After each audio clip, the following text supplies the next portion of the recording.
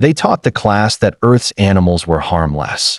Then a pet arrived. The hologram of the third planet from the star Sol rotated slowly in the cavernous space of the amphitheater.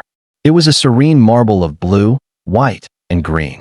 To the assembled students of the Universal Xenology Lyceum, it was an object of academic curiosity, a case study in the bizarre. Professor Kyla Th, her elegant keel-theory form poised at the central podium, swept an articulated appendage toward the image. Her 4 optical sensors gleamed with intellectual satisfaction. Observe, students. Her voice, a smooth and melodic series of clicks and chimes, echoed through the translation matrices. Terra, the subject of our lecture today, and a pristine example of what we call a Class 2 garden world. A planet so startlingly placid, so free of genuine evolutionary pressure, that it's a wonder its dominant species developed intelligence at all. A wave of polite, multi-species amusement rippled through the hall. The gaseous delegates from the Methane Coalition whistled in pleased agreement, while the Grorn student, Grak, emitted a low rumble from his rocky thorax. Grak's homeworld, Raka, was a Class 7 Ravager world. The primary life forms there were silicon-based lithivores that hunted by sensing seismic vibrations through solid rock. The concept of a garden world was not just foreign, it was insulting. Note the key indicators of evolutionary stagnation, Kylatich continued, highlighting various regions on the hologram. Vast oceans of stable liquid water, a nitrogen-oxygen atmosphere with minimal corrosive elements, a magnetosphere that buffers against all but the most extreme stellar radiation. This is a galactic nursery. She gestured to an image of a lush, green forest. Compare this environment to your own. To the corrosive acid rains of Xylos, the crushing gravity of the Cygnian core worlds, or the perpetual darkness and pressure of the deep-sea vents that birthed the Lumina. She was a master lecturer, and she knew how to play to her audience. The students shifted, their various forms registering pride in their own harsh origins. They were survivors, products of brutal evolutionary crucibles. These Terrans? They were pampered children. But what of the fauna, Professor? Rumbled Grak, his translator turning the sound into a gravelly query. Surely, even a nursery has its monsters? Predation is the engine of advancement. Kyla Th's optical sensors seemed to smile. An excellent question, Grak. It brings us to the most endearing aspect of Terra's ecosystem. The hologram shifted, displaying a new series of images. A small, brown creature with large ears hopped through a field of colorful flowers.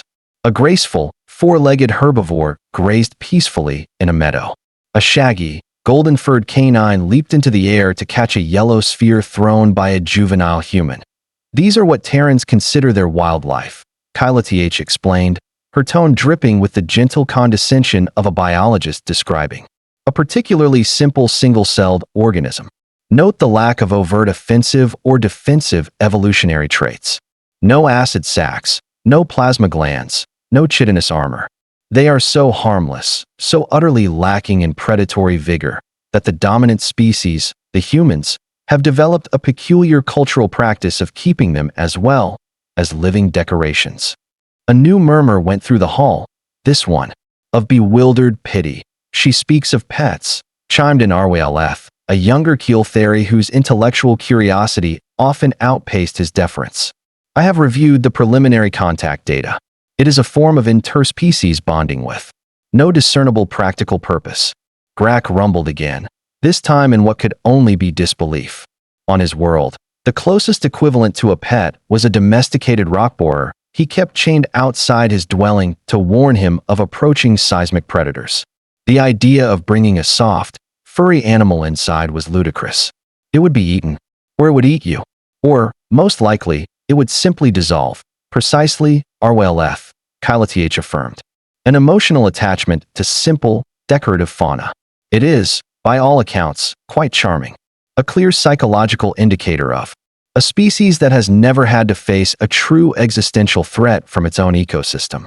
They are a people born into a paradise they did not earn, a species shaped not by struggle, but by comfort. She let the point hang in the air, allowing the profound contrast to settle over the students. They, the children of death worlds and toxic hellscapes, looked at the image of the placid, blue-green world and its fluffy inhabitants, and they understood. These humans were an amusing anomaly, a biological footnote. They were not, and could never be, their equals. Kyla was about to transition to a segment on Terra's laughably simple floral life. The grand entrance to the amphitheater dilated with a soft, pneumatic hiss. Every optical sensor, compound eye, and perception organ in the room swiveled toward the opening. The Lyceum's lectures were rarely interrupted. The figure that entered was unmistakably human. He was bipedal, of moderate height, and wore a simple tunic and trousers of blue woven fabric that seemed shockingly devoid of any technological or ceremonial function. He had a thatch of brown hair and walked with an easy, rolling gait that suggested a complete and cheerful unawareness of being the subject of intense, multi-species scrutiny. He was, in a word, mundane. "Sorry I'm late," he called out, his voice carrying the distinctive, untranslated cadence of his species' primary language before the Matrix caught up and rendered it into standard galactic. Traffic was absolutely nuts getting here from the orbital platform. "Is this Professor Kyla Th's xenobiology class?" The silence that followed could have been measured in geological epochs.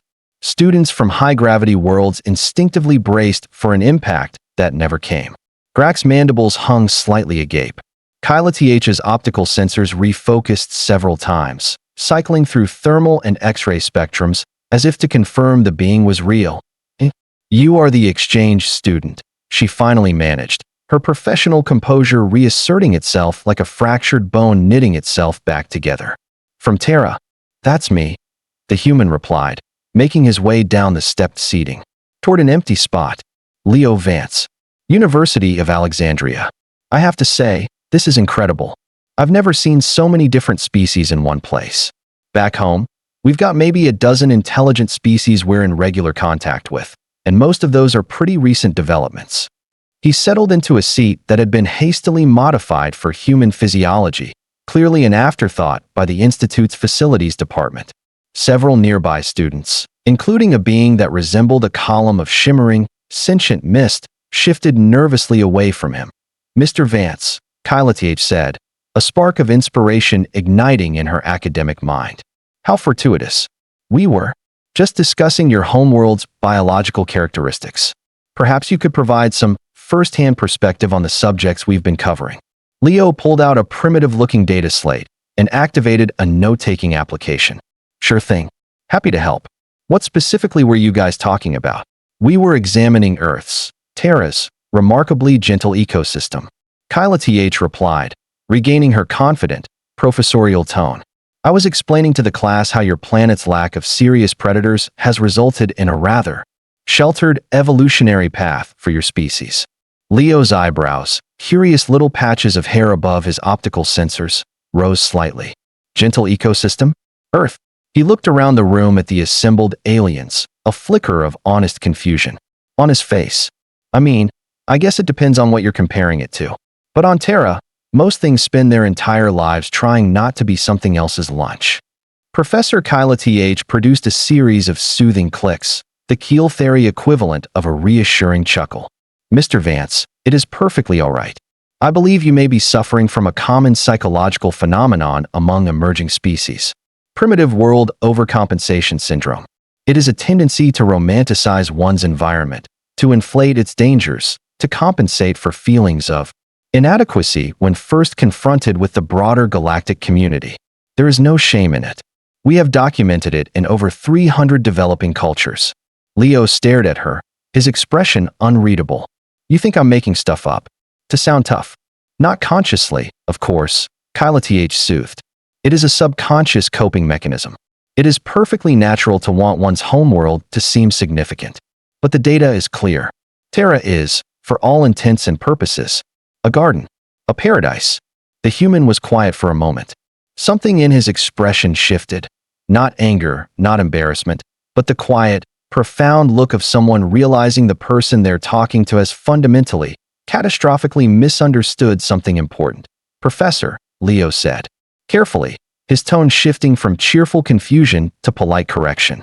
"When you were showing the class Terra's animals, did you happen to mention what we humans keep as pets?" Kyla TH's sensors pulsed with pleasure. She was back on solid academic ground. Of course, Mr. Vance. Your species' emotional attachment to decorative fauna is well documented and, I must say, quite charming. Small mammals, colorful avians, perhaps some aquatic species for purely aesthetic purposes. It speaks to a deep-seated need for companionship in a non-threatening environment. Leo's expression was now one of genuine bewilderment. Right? And when you say small mammals, what exactly are we talking about here? Size-wise? Oh, the usual companion animals one would expect from a peaceful world, Kyla gestured dismissively with a slender appendage. Creatures roughly the size of your primary manipulating appendage, perhaps slightly larger. Gentle, domesticated versions of your planet's already non-threatening wildlife. Nothing that would be impractical for indoor cohabitation, and certainly nothing with any residual predatory instincts. The size of my hand, Leo repeated slowly, looking down at his own five-fingered extremity as if seeing it for the first time. He then looked back up at the professor, a slow dawning realization spreading across his face. Oh wow. Okay, we need to talk about Terran pets. He fumbled with his data slate again, swiping through several screens. Professor Kyla with all due respect, I think your data might be a little incomplete. He finally found what he was looking for. See, back on Terra, I've got a dog named Buddy. He's a Terran Mastiff hybrid, and he weighs about 90 pounds. The translation matrix processed the archaic Terran unit of measurement, and the result flashed on the displays of every student in the amphitheater. 41 kilograms, approx. A wave of silent, electronic shock passed through the hull. The gaseous delegates from the Methane Coalition momentarily lost cohesion. Grax's lower mandibles, which had been resting on his chest, snapped shut with an audible click. Analyst 7 of the Cygnian Consensus, a being of pure logic, experienced what could only be described as a cognitive paradox. Its internal processes, locked up as it tried to reconcile the concepts of decorative and 41 kilograms. 41 kilograms. Kyla stammered, her 4 optical sensors flickering rapidly as they recalculated. Mr. Vance, that cannot be correct. A 41-kilogram companion animal would be metabolically inefficient and structurally unsound for indoor habitation. Surely you mean 41 grams. Nope, kilograms, Leo confirmed, activating his slate's holographic projector. An image materialized above his seat, depicting a creature that was a study in controlled power. It was broad-chested and heavily muscled, with a wide head, intelligent brown eyes, and a jaw structure that suggested it could chew through the plasteel supports of the lecture hall seats. The creature, however, was not snarling. It was lying on a patch of grass, its massive head resting on the lap of a small human female, no older than 7 standard years. Its tail, a thick whip of muscle, was thumping rhythmically against the ground. It looked happy. This is my sister, Chloe, with Buddy last spring, Leo said with obvious affection. He's a big softy really. Super gentle with her.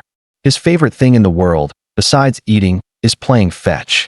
The image of the massive predator being used as a pillow by a fragile-looking juvenile human sent a fresh wave of cognitive dissonance through the assembled students. You entrust your offspring to this specimen. Arwell F., the curious Keel Theory student, chimed in, his own optical sensors wide with a mixture of horror and fascination. The concept was fundamentally alien. On Xylos, young were kept in shielded, sterile creches until they developed their acidic defenses. The idea of deliberately placing one next to a powerful carnivore was unthinkable. Of course, Leo said, as if it were the most obvious thing in the universe. Buddy would never let anything happen to Chloe. That's what makes him a great family dog. He's incredibly loyal and protective. The words loyal and protective hung in the air, charged with terrifying new meaning. To the aliens, loyalty was a function of logic or hive mind consensus. Protection was a function of technology and armor. The idea of these qualities residing within a 41-kilogram biological entity, one that was permitted to cohabitate with the young and vulnerable, was a paradigm-shifting revelation. It implied a level of trust in a domesticated predator that bordered on clinical insanity. Professor Kyla ended the lecture abruptly. A private, Urgent summons had chimed on her personal interface, overriding all other academic protocols. It was from the office of Dean Kixmattle, a message that carried the electronic equivalent of a panic scream. She left the amphitheater in a state of buzzing, chittering chaos as students from 100 different worlds tried to process the information they had just received about Terran pets. The scene in the dean's office was even more fraught. Dean Kixmattle, a towering crystalline being whose emotional state was displayed by the refraction of light through his body, was currently glowing with a furious, splintered spectrum of colors that suggested immense internal pressure. Standing before him was Dr. Thronar, a squat, powerfully built being from a species known for its pragmatism, and, Kylatich had always felt, its reckless lack of foresight. Thronar was the head of the Applied Combat Studies Department, a field Kylatich considered intellectually brutish. Professor Kylatich, thank you for coming. The dean's voice was a discordant series of chimes. Perhaps you can shed some light on this unprecedented academic breach. Breach, Dean? Kylatich asked, her 4 optical sensors focusing on Thronar, who shifted his considerable bulk with an air of defiant justification. Dr. Thronar. The dean radiated palpable anger. Has taken it upon himself to file a formal specimen acquisition request with the Concordance Education Authority. A request for, and I quote, one standard example of Terran domesticated fauna for comparative analysis of latent combat potential. Kylatich felt a sensation akin to what humans called a cold dread crystallize in her fluid-pumping circulatory system. She turned to her colleague. Thronar, what have you done? I have merely pursued a promising avenue of research, Thronar retorted, his own translator giving his voice a gruff, unapologetic edge. Your lecture, Professor, established that Terran fauna was harmless. The human student then provided contradictory data, describing a 41-kilogram companion with protective instincts. The logical next step is to acquire a specimen for direct observation and analysis. The potential military applications of a species that can domesticate predators to this degree are staggering. You misinterpreted the data. Kylatich countered, her voice rising in pitch. The human was describing a family pet, not a biological weapon. You cannot apply the logic of combat studies to cultural anthropology. Why not? Thronar scoffed. The two are often intertwined. A species' pets reveal as much about their capacity for warfare as their starships do. They have bred loyalty and protection into a carnivore. That is not culture, that is weapons development. Dean Kixmattle's crystalline form let out a sharp cracking sound. Your logical leap would be academically debatable under normal circumstances. Dr. Thronar.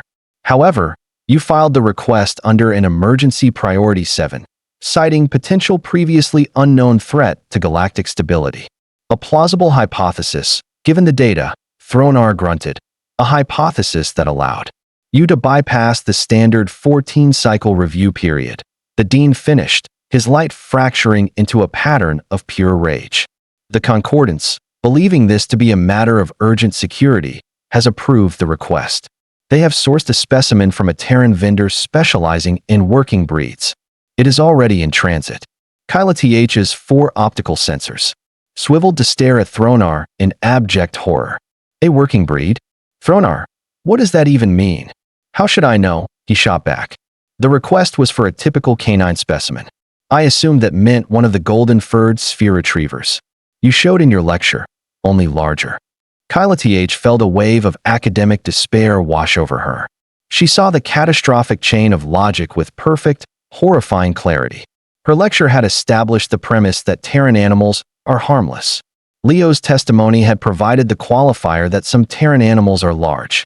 Thronar, in his brutish intellectual haste, had combined the 2 points to create a monstrously flawed conclusion that Terrans kept large, harmless animals. He had requested a specimen to test this harmlessness, and in doing so, had likely initiated an interspecies incident that would be studied for centuries. When does it arrive? She asked, her voice barely a whisper. The dean's crystalline structure seemed to sag. According to the transport's updated schedule in 12 standard hours. In the student lounge, Leo Vance was trying to explain to his Earthside exchange coordinator why the galaxy's most prestigious xenobiology institute was suddenly in a state of academic panic over a dog.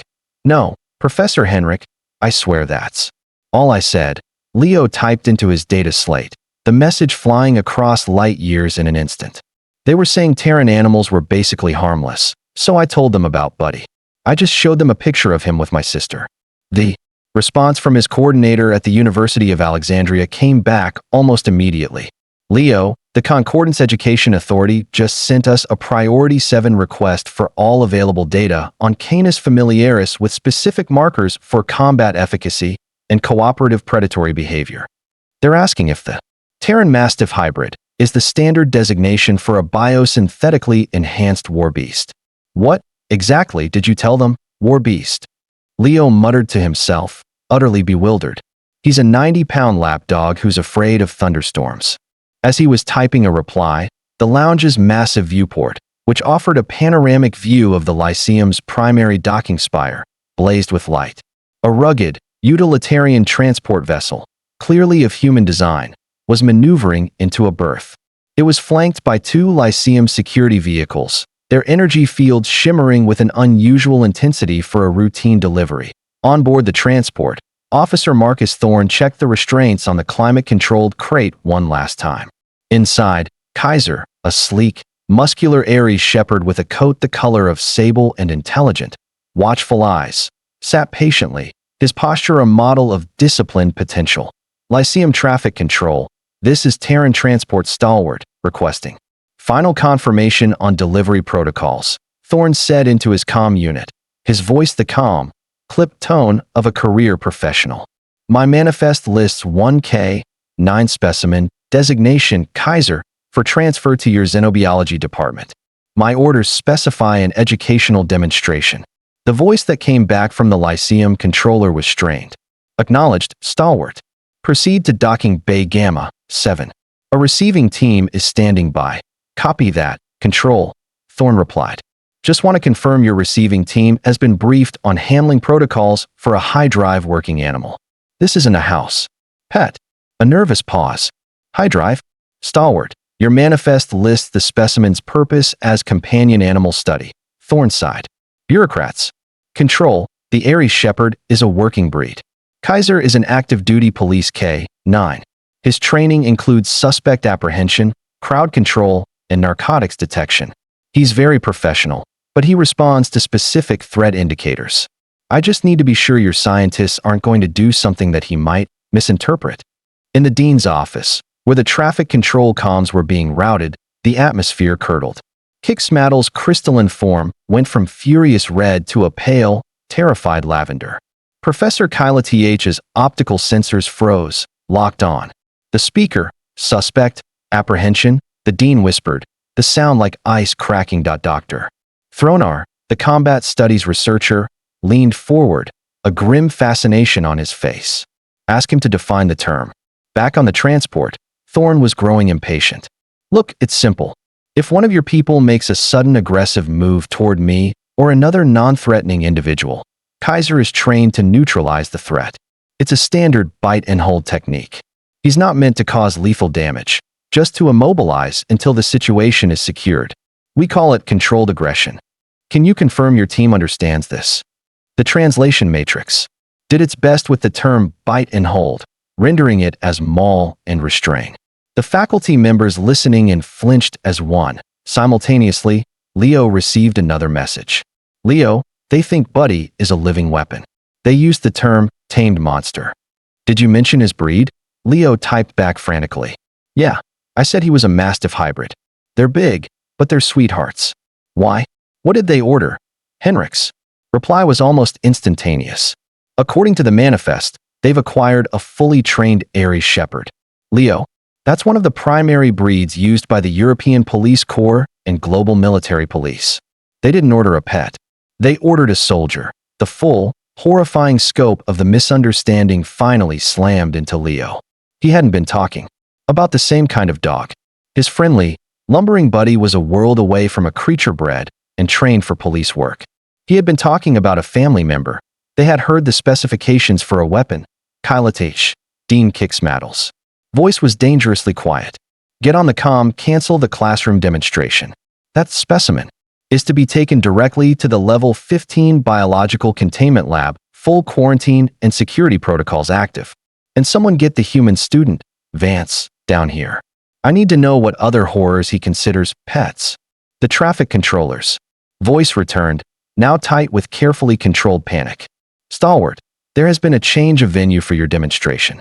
Please secure your K-9 and prepare to be escorted to a more appropriate facility upon disembarking.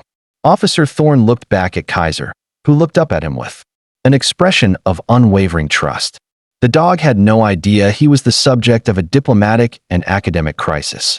He just knew he was with his partner, ready for the next job. Copy that, Lyceum Control, Thorne said, his voice betraying nothing but professional calm. Whatever you say, we're adaptable. The Level 15 Biological Containment Lab was less a laboratory and more a sterile white box, designed to hold entities that could potentially eat their way through a standard research facility. 3 of its walls were composed of a reinforced ceramic alloy capable of withstanding sustained plasma fire. The 4th was a massive, floor-to-ceiling sheet of transparent aluminum, a meter thick, behind which a gaggle of the Lyceum's most distinguished and currently most terrified academics were gathered. Officer Marcus Thorne was escorted into the chamber by 2 silent, floating security drones. Kaiser trotted calmly at his side, his claws making soft clicking sounds on the polished floor. The dog's ears were up, his head was on a swivel, and his nose twitched constantly, analyzing the strange, ozonic scent of the alien environment. He was alert, but his tail gave a single, relaxed wag. To him, this was just another new building, to be explored with his partner, T.O. the scientists on the other side of the wall. It was as if a captured god of war had just been led into their midst. He appears smaller than the holographic representation of the other specimen, Dr. Thronar observed, his gruff voice barely contained by the comm system. He's leaner, Thorne replied into the provided communicator, his voice echoing slightly in the sterile room. Aries shepherds are bred for speed and agility, not bulk.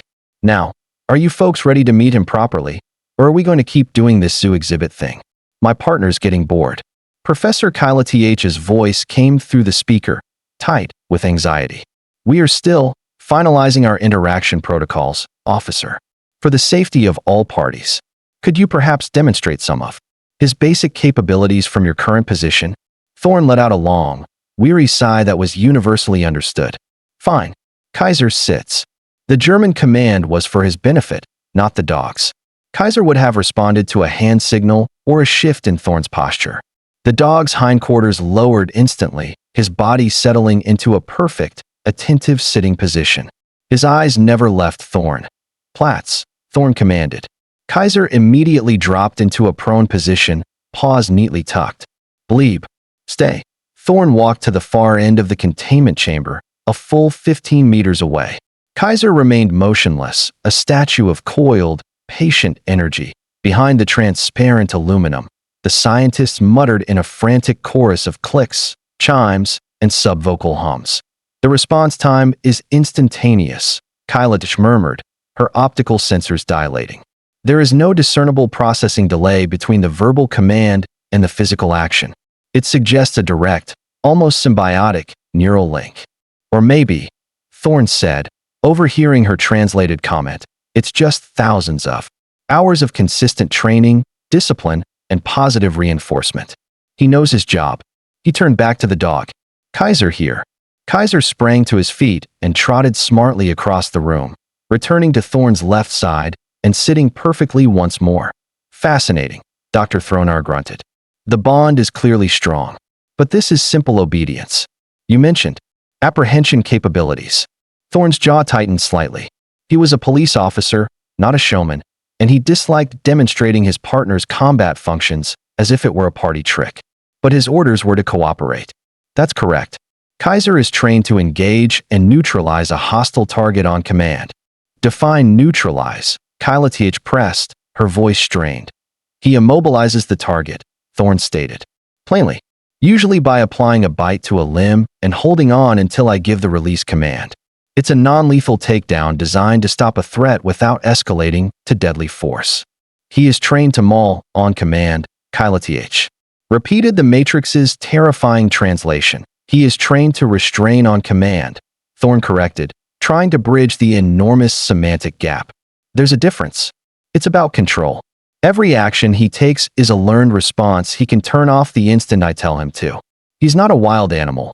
He's a professional. Dr. Thronar, however, was not seeing a professional. He was seeing a perfectly engineered biological weapon. And this level of controlled aggression, he boomed, his voice filled with academic excitement, is considered safe enough for cohabitation with your species' young? Of course, Thorn said, looking genuinely baffled by the question. Kaiser lives with my family. My kids use him as a pillow when we watch movies. His temperament is rock solid. That's why he was selected for the K-9 program. We wouldn't use an unstable animal for this kind of work. This piece of information, that the living weapon was also a family pillow, seemed to break something in the assembled scientists' understanding of the universe. The idea that a creature could transition seamlessly between those two states was a terrifying testament to the complexity and sheer alienness of the human psyche. I believe a more practical demonstration is required, Dr. Thronar announced, his eyes gleaming. Dean Kixmattle has authorized the use of a standard Lyceum security drone for a controlled aggression test. Thorn stiffened. You want me to have my dog attack one of your machines? Precisely, Thronar confirmed. We need to observe the bite and hold technique firsthand to fully appreciate its biomechanical efficiency. Galactic started to protest, but Thronar was already giving orders to the technicians in the observation room. A heavy panel slid open in the far wall of the containment chamber, and a sleek, multi-limbed security drone floated into the room, its single red optical sensor glowing menacingly. Kaiser, who had been relaxed, immediately rose to his feet. He didn't growl or bark. A low, almost inaudible rumble vibrated in his chest as he positioned himself slightly in front of Thorn, his body a taut line of readiness. He knew this was not a game. This was work. The security drone was a standard Lyceum model, designed for crowd control in the event of student riots, a rare but not unheard of occurrence. It floated into the center of the chamber on silent gravimeters, its multifaceted optical sensor glowing a menacing crimson. A long, articulated arm unfolded from its chassis, ending in a stun baton that crackled with a visible blue corona of contained energy. It was programmed to advance and apply a non-lethal shock to any bipedal form that did not retreat. It was, by galactic standards, an effective deterrent. Kaiser watched it, his body low to the ground, a coiled spring of muscle and sinew. He made no sound. His gaze was not fixed on the glowing baton, the most obvious threat, but on the complex arrangement of motors and gears at the drone's central locomotion joint. He was analyzing its movement, its balance, its primary point of failure. Behind the transparent aluminum wall, a hush had fallen. Every scientist, every academic was transfixed. They were about to witness the practical application of Terran domestication. Proceed with the demonstration, Dr. Thronar, came the voice of Dean Kixmattle over the internal comm. Heavy with resignation, Thronar's gruff voice echoed into the containment chamber. Initiate aggressive advance protocol. The drone surged forward. It moved with a jerky, inhuman speed, the stun baton held high. It was a picture of mechanical intimidation. Officer Thorn did not raise his voice. He did not move. He simply looked down at his partner and gave a single, quiet, chillingly calm command. Fast. Seize. For a fraction of a second, nothing happened.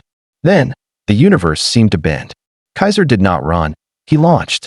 He was a silent, sable-colored missile, covering the 15 meters to the drone in a time frame that the Lyceum's high-speed optical sensors struggled to properly record. The alien scientists, beings from worlds of crushing gravity and lightning-fast predators, saw only a blur. Their advanced minds, capable of calculating orbital mechanics in their sleep, tried to process the tactical data flooding their screens, and failed. The creature was not aiming for the body of the machine. It was not aiming for the glowing red eye. It was not, to their utter astonishment, aiming for the crackling blue weapon being swung at its head. Kaiser twisted in midair, his powerful body contorting with an agility that defied his mass.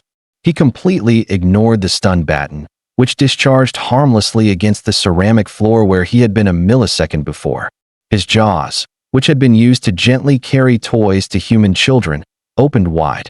The sound was not the wet tearing of flesh they had morbidly anticipated. It was the sound of a high-speed industrial press meeting a material it was not designed to meet. It was a sickening, definitive crunch. Kaiser's teeth, evolved over millennia to shear through bone and sinew, found no purchase on the smooth alloy of the drone's chassis. It didn't matter.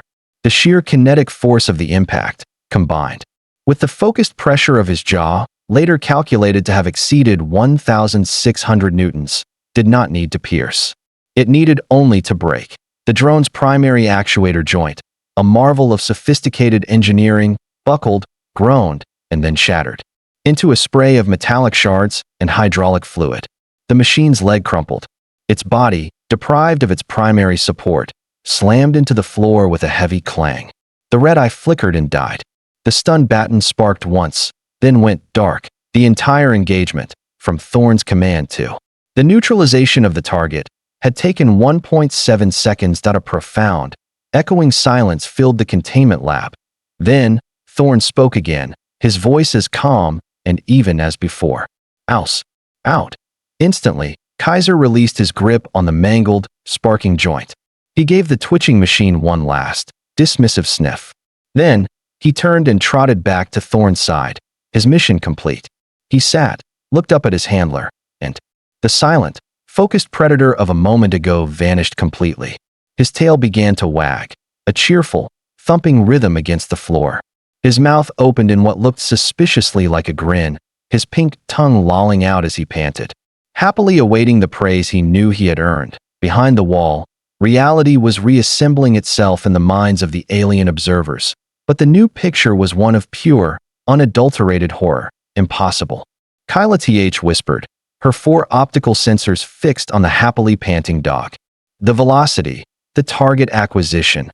Dr. Thronar was leaning against the transparent aluminum, his usual gruffness replaced by a kind of religious awe. It didn't attack the weapon, he breathed. It bypassed the immediate threat and targeted the source of mobility. A perfect economy of motion. It identified the single most critical structural vulnerability in less than a second. The bite force analysis is inconclusive, a junior technician stammered, staring at his console. The sensors maxed out. We can't get an accurate reading. RWLF, the curious student who had been invited to observe, felt a tremor run through his slender Keelthery frame. It was a primal fear his species had not experienced in thousands of years of technological dominance. Professor, he said, his voice barely audible. The creature, its jaws, they were not designed to break metal. Kyla Th turned to her student, the full, galaxy-altering implication of the moment finally crashing down upon her. She looked at the destroyed drone, a machine designed to subdue rioting students. Then she looked at the panting, tail-wagging creature that had destroyed it with casual, playful efficiency.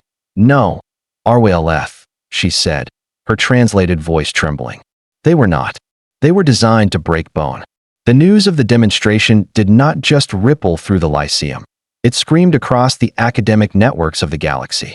An emergency session of the Council for Xenobiological Classification was convened, its holographic members materializing in the high-security chamber with an air of grave urgency. Leo Vance found himself standing in a smaller broadcast room, a lone human facing a semicircle of flickering, life-sized avatars representing the most powerful academic bodies in known space. He was no longer just a student. He was an ambassador for a nightmare. Mr. Vance, began Chancellor Nixtera, her ethereal form pulsing with anxious light. This council has reviewed the data from the incident at the Lyceum. The preliminary reports are, to be frank, unbelievable. We have spent 2 centuries classifying Terra as a Class II garden world. The specimen demonstrated capabilities that are inconsistent with life evolved on such a world. We require an explanation. Leo took a breath, trying to find the right words to de-escalate a situation that had spiraled wildly out of his control. Honorable Chancellor, with all due respect, I think the problem isn't with Kaiser.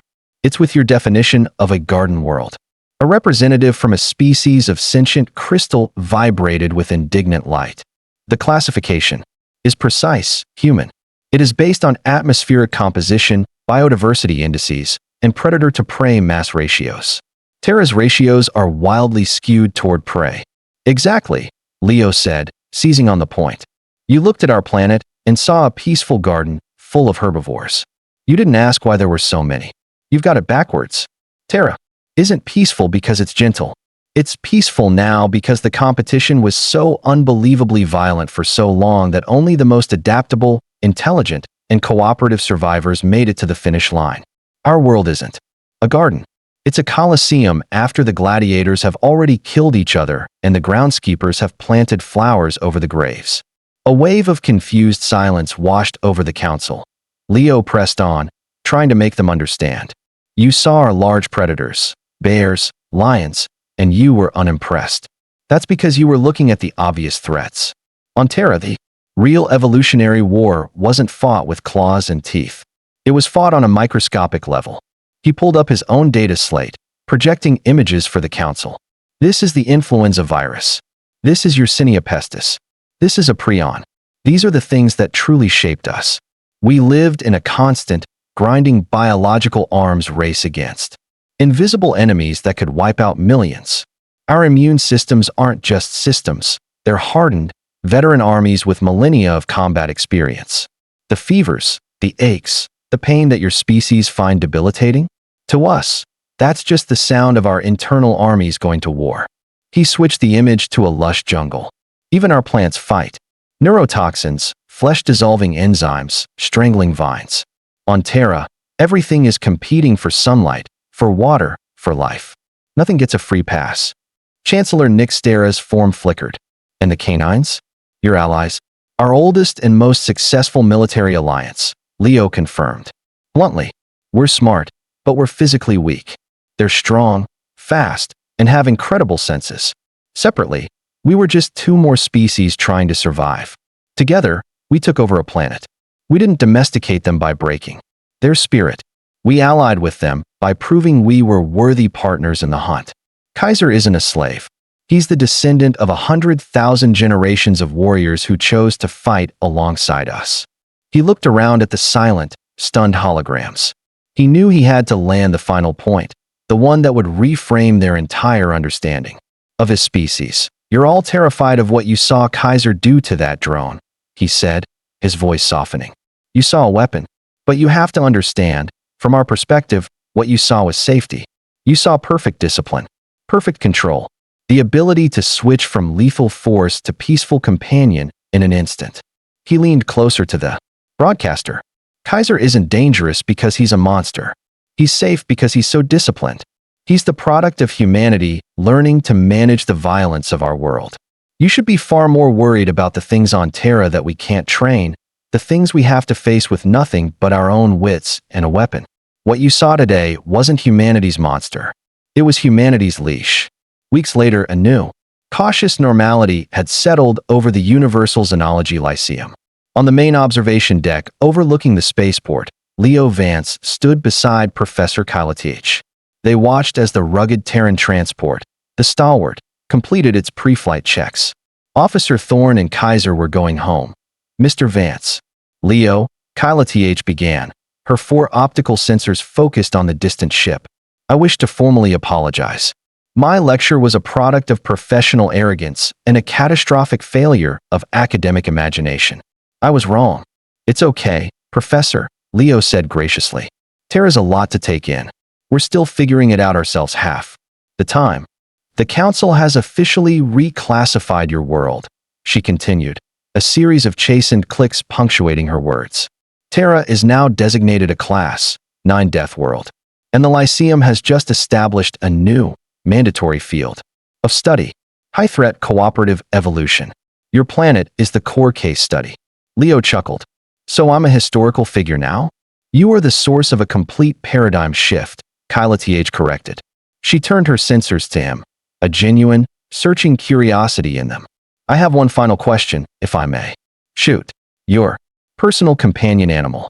Buddy. The Terran Mastiff hybrid. Is he Is he truly gentle? Leo thought for a moment, a fond smile touching his lips. He pictured the big, clumsy dog trying to crawl onto the sofa, convinced he was a tiny lapdog. He thought of his sister using the dog's flank as a pillow while she read. He's a big softy, Leo said, his voice warm with affection. He's scared of thunderstorms, and he cries when Chloe has to get her vaccinations. Kylath's form seemed to relax, a flicker of the old, harmless pet theory returning. But, Leo added, his expression turning serious, if my sister was ever in real danger, if anything ever tried to hurt her, well, he's still a Terran dog. And, in that moment, Professor Kylath finally, truly understood. She looked from the departing transport, carrying the living weapon that played with children, back to the human student who spoke of it with such casual love. Terran gentleness was not weakness. It was a choice, a state of control, of readiness. Held in reserve, the galaxy hadn't discovered a quaint garden world populated by naive primitives. It had discovered a planet of monsters, forged in a crucible of unimaginable violence, who had somehow, against all odds, learned to be kind. And that, she realized with a profound and lasting shiver, made them the most terrifying and fascinating species in the universe.